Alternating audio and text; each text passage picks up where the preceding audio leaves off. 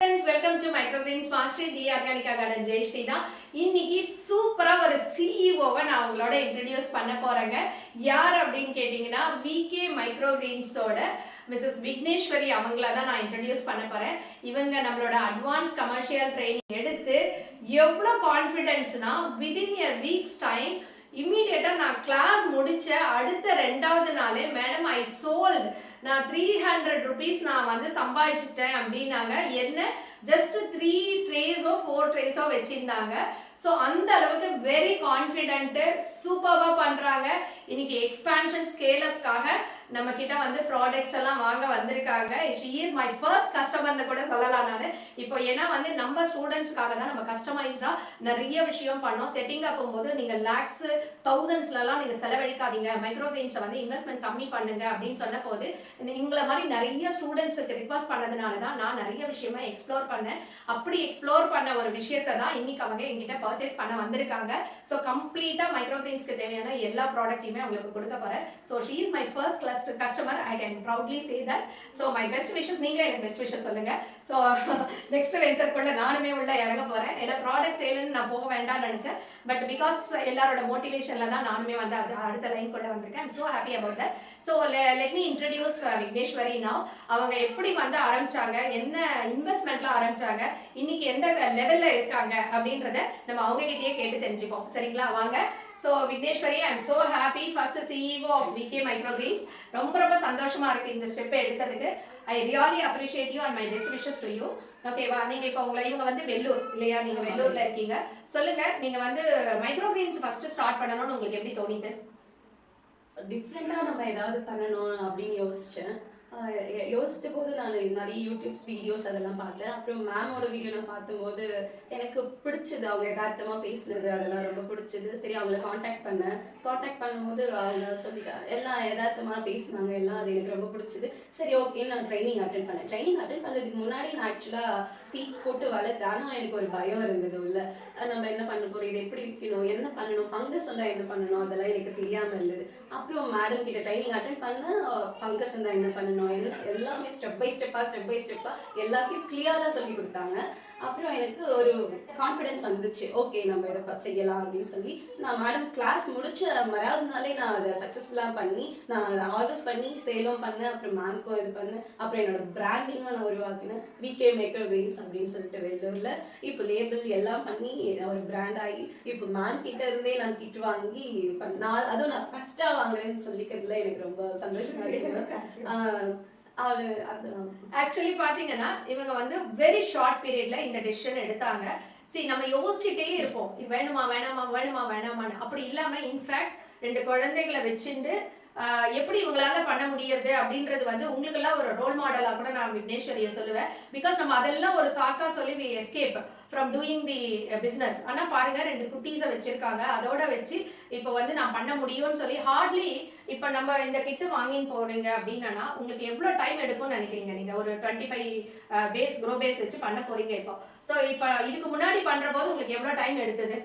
ஒரு 10 டேஸ்க்கு ஒரு half an hourக்கு மேலேயே எடுக்கும். நிறைய ப்ராசஸிங் இருக்கும், க்ளீனிங் பண்றது, லெவல் பண்ணி சீட்ஸ் போட்டு அது மேல மறுபடியும் கோகோ பிட்ஸ் போட்டு அதை எடுத்து வச்சு இப்போ நீங்க கோகோ பிட்லாம் கலந்து அந்த மாதிரி வாங்கி பொருள் எல்லாம் வாங்கி கலக்கிறது அப்படின்ற போது அந்த ப்ராசஸ் பண்ற போது உங்களுக்கு டிஃபிகல்ட்டா இருக்குமா?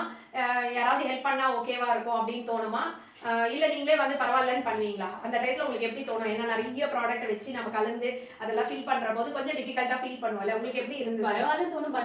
பட் கிட்ஸ் இருக்கும்போது கொஞ்சம் ஐயோ வந்து மெஸ்ஸி ஆக்கிடுவாங்களோ, அப்புறம் இந்த கொக்கோ பிட்ஸ் மூட்டை எடுத்து வைக்கணும், அதெல்லாம் கலச்சு போட்டுருவாங்களோ, அதுல பூச்சி வந்துடும், எறும்பு சம்டைம்ஸ் வந்துடும் மழை காலத்துல. ஸோ நம்ம டிபெண்டா இருக்கும், கொஞ்சம் மூட்டையெல்லாம் தூக்கணும்னா யாராவது ஹெல்ப் கேட்கணுமா இருக்கும், அதெல்லாம் கொஞ்சம் டிஃபிகல்ட்டியா இருந்தது. இப்போ நான் வந்து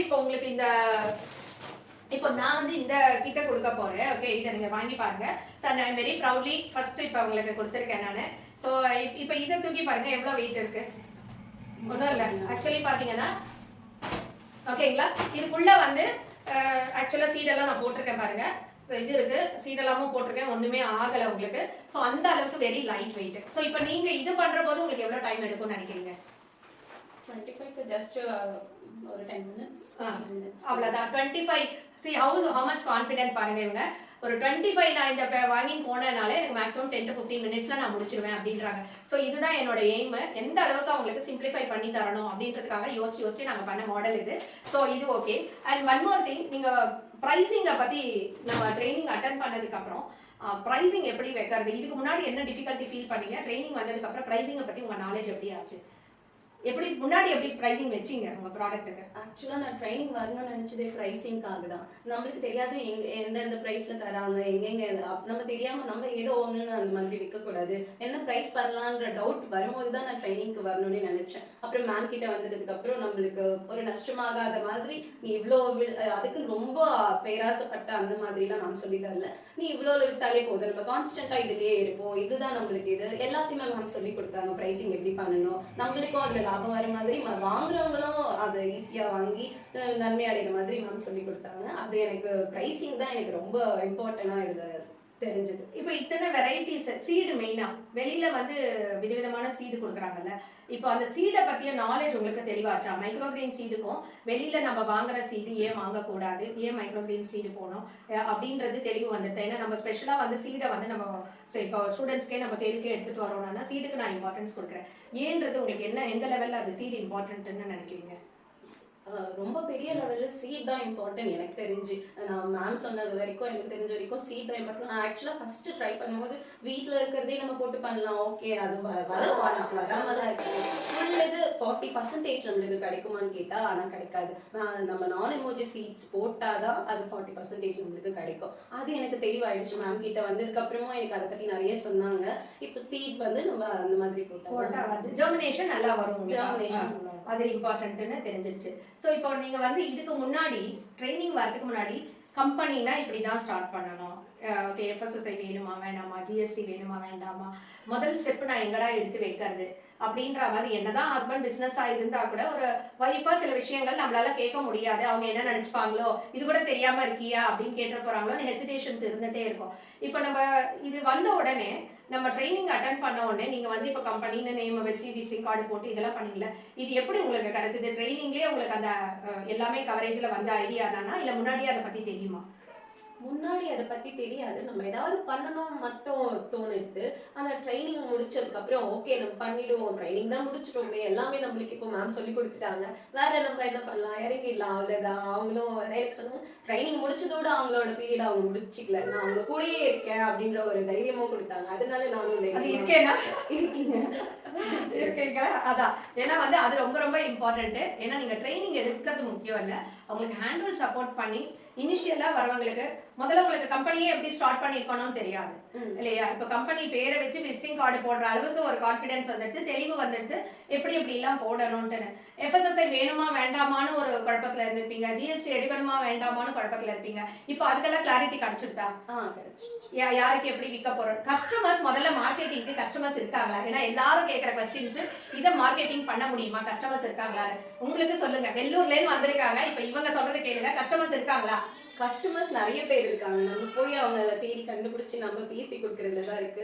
அதுவும் இல்லாமல் நம்ம ஒரு நல்ல பொருளை தான் விற்கிறோம், நல்ல உடம்புக்கு நல்லது, அதுதான் விற்கிறோம். நான் எமோஜி சீட்ஸ் போட்டு ஹைஜீனிக்காக பண்ணி தான் விற்கிறோம், க்ளவுசஸ் போட்டு தான் ஹார்வெஸ்ட் பண்ணுறோம், எல்லாம் பண்ணுறோம். அதனால நம்ம ஒன்ஸ் நம்ம ரீச் ஆகிட்டா போதும், கஸ்டமர் நம்மளை தேடி அவங்களே வருவாங்க. ஓகே, இந்த கான்ஃபிடன்ஸ் தான்.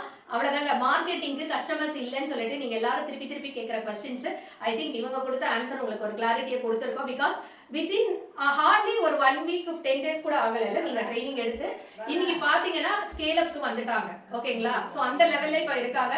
So my best wishes to you, thank you so much. ஓகேவா? இந்த ஸ்டார்ட்டோட இன்னைக்கு ஃபர்ஸ்ட் கஸ்டமரா வந்து இவங்களுக்கு நான் சேல் கொடுக்க போறேன். அதுவும் வந்து ஃபர்ஸ்ட் நம்மளோட இடத்துல தான் எங்களோட ஃபர்ஸ்ட் இன்டர்வியூ. இதே மாதிரி நீங்க நிறைய பேர் நிறைய இன்டர்வியூஸ்லாம் கொடுக்கணும் எல்லாருக்கும், அதே மாதிரி நிறைய அவார்ட்ஸ் எல்லாம் நிறைய வாங்கணும். என்னோட best wishes to you. Okay, நீங்க நிறைய பேருக்கு ரோல் மாடலா இருக்கணும் வெள்ளூர்ல. ஓகேவா? Thank you so much. இந்த ஒரு ஃபர்ஸ்ட் கிட்டோட you can start your business. ஓகேவா? சூப்பரா வாங்க. விகே மைக்ரோ கிரீன்ஸ்க்கு என்னோட பெஸ்ட் விஷஸ் அண்ட் விக்னேஸ்வரிக்கு என்னோட பெஸ்ட் விஷஸ்.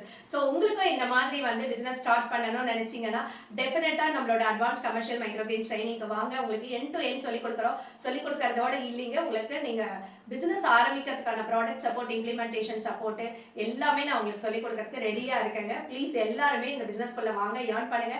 ஜஸ்ட் 5000 rupeesல you can start your business with success அப்படின்றதுக்கு நான் லைவ் எக்ஸாம்பிள் கொடுத்துருக்கேன். No need to spend your money in lakhs. அதை தான் நான் திருப்பி சொல்றேன். உங்களால பண்ண முடியும். வாங்க, இதை பத்தி நிறைய விஷயம் தெரிஞ்சுக்கணும்னா கமெண்ட் பாக்ஸ்ல போடுங்க.